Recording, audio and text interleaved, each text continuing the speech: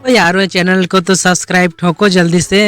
एक आदमी ने एक वकील के ऑफिस में फोन किया और वकील का नाम लेकर कहा कि मैं अपने वकील से बात करना चाहता हूँ। रिसेप्शन वाले ने कहा, जी माफ कीजिए, पिछले हफ्ते ही उनका देहांत हो गया। अगले दिन फिर से उस आदमी ने उसी तरह पूछा, जी क्या मैं अपने वकील के साथ बात कर सकता हूँ। रिसेप्शन वाले ने फिर से वही बात कही, जी माफ कीजिए, उनका अगले हफ्ते देहांत हो गया। अगले दिन फिर से उस आदमी ने फोन किया, क्या मैं अपने वकील से बात कर सकता हूँ। रिसेप्शन वाले ने उस दिन भी दुखी होकर उससे पूछ ही लिया, सर आज ये आपका तीसरा दिन है, लगातार मैं आपको बता रहा हूँ कि आपके वकील मर चुके हैं, आप फिर भी बार बार फोन करके क्यों पूछ रहे हैं। उस आदमी ने बड़ी सहजता से जवाब दिया, क्योंकि यह सुनकर मुझे बहुत ही खुशी मिलती है कि अब मेरे पैसे बच जाएंगे। एक बार ट्रेन में एक इंजीनियर, एक डॉक्टर और एक वकील में चर्चा होने लगी कि सबसे ज्यादा रईस कौन है। तीनों का जवाब था मैं। इतने में पास बैठे एक सज्जन ने कहा कि आप साबित करके बताओ कि आप में से सबसे ज्यादा रईस कौन है। सबसे पहले इंजीनियर ने जेब से 500 का नोट निकाला और उसकी सिगरेट बनाकर माचिस जलाकर पीने लगा। डॉक्टर को इसमें अपनी तौहीन नजर आई। उसने जेब से 1000 का नोट निकाला और सिगरेट बनाकर जलाकर उसे पीने लगा। यह देख सब तंग रह गए और अब सब वकील की तरफ देखने लगे। वकील ने अपना ब्रीफकेस खोला, चेकबुक निकाली, एक चेक भरा 15 लाख रुपए, फिर उसे चेक की सिगरेट बनाई और माचिस जलाकर उसे पीने लगा और बोला, सबसे बड़ा रईस वे जो बिना नुकसान किए मजे ले। शिक्षा सब कुछ करने का, लेकिन वकीलों से दूर रहने का।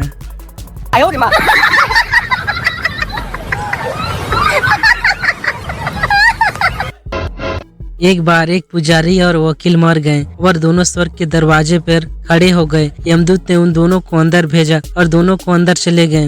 अंदर एक और दूत खड़ा था जो उन्हें दोनों को उनके कक्ष तक ले गया। पहले पुजारी को उसके कक्ष तक छोड़ा जो एक छोटा सा कमरा था जिसमें एक बिस्तर और छोटा सा मेज लगा था। पुजारी ने यमदूत को धन्यवाद कहा और यमदूत वकील को लेकर उसके कक्ष की तरफ चल पड़ा। जब वे दूसरे कक्ष के पास पहुंचा तो यह एक बड़ा सा कमरा था जिसमें डबल बेड, एक बड़ी अलमारी, किताबों से भरा हुआ रेक और एक सुंदर औरत और भी बाकी सभी प्रकार की सुविधा से एक कमरा भरा हुआ था। वकील ने कहा कि मुझे यह समझ नहीं आया कि आपने पुजारी को एक छोटा सा कमरा दिया और मुझे सारी सुविधा से भरा इतना बड़ा कमरा। इस पर यमदूत बोला, साहब हमारे पास यहाँ स्वर्ग में बहुत से पुजारी हैं, पर वकील आप पहले हैं इसलिए।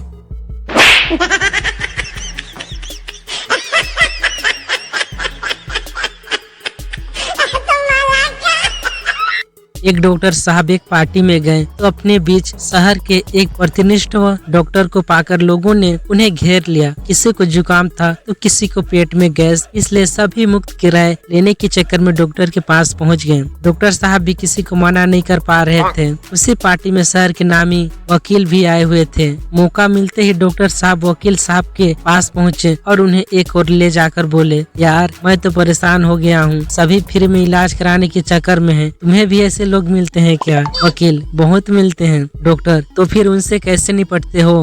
वकील, बिल्कुल सीधा तरीका है, मैं उन्हें सलाह देता हूँ जैसा कि वे चाहते हैं, बाद में उनके घर बिल भिजवा देता हूँ। यह बात डॉक्टर साहब को कुछ जम गई। अगले रोज उन्हें भी पार्टी में मिले तो कुछ लोगों के नाम बिल बनाए और उन्हें भिजवाने ही वाले थे कि तभी उनका नौकर अंदर आया और बोला, साहब कोई आपसे मिलना चाहता है। डॉक्टर, कौन है? नौकर, वकील साहब का चपरासी है, कहता है कल रात पार्टी में अपने वकील साहब से जो राय ली थी उसका बिल आया है।